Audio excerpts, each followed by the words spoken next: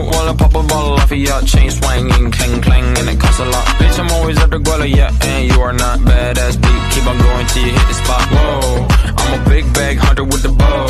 She got a big bed, never drop it low. Mama called me and she. Assalamualaikum warahmatullahi wabarakatuh. Perkenalkan, nama saya Ria Ziljannah dari Prodi Penbi.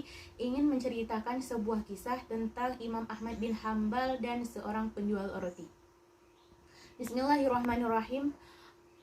Alhamdulillahirabbil alamin, wassalatu wassalamu ala asyrafil anbiya'i wal mursalin wa ala alihi wa sahbihi ajmain, amma ba'du.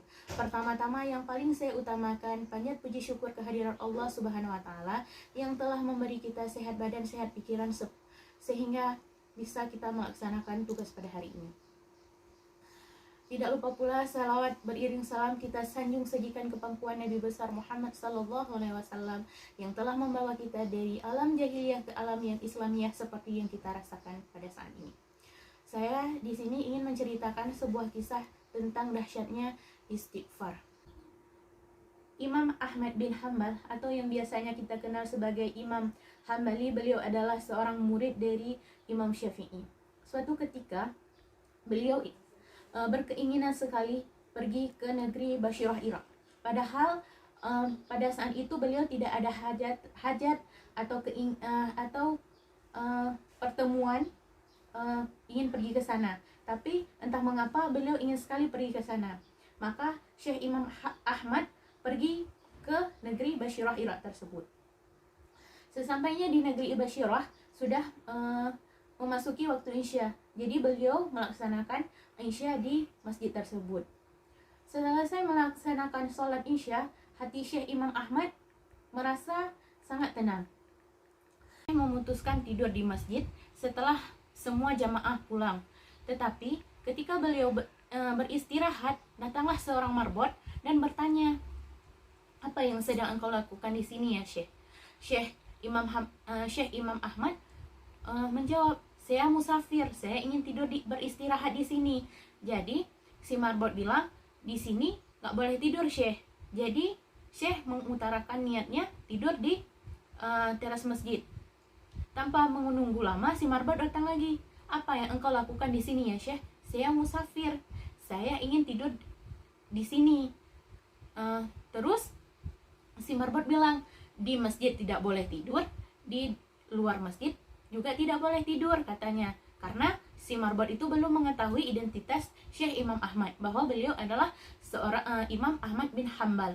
Jadi diusirlah Syekh itu sampai ke jalanan, sampai ke pintu gerbang. Setelah Syekh sampai di jalan, pintu masjid itu tersebut dikunci. Di samping masjid ada sebuah rumah kecil. Rumah tersebut digunakan untuk berjualan roti. Jadi ketika melihat Syekh Imam Ahmad diusir oleh marbot masjid, penjual roti itu memanggil Syekh, "Mari Syekh ke sini, tidurlah di tempat saya meskipun tempat saya kecil." Tanpa berbicara panjang lebar, si penjual roti itu melaksanakan rutinitas seperti biasanya tanpa mengetahui identitasnya Syekh Imam Ahmad, siapa beliau. Jadi si penjual roti itu langsung ke membuat kue. Dia si penjual roti itu selalu menghafalkan astagfirullah.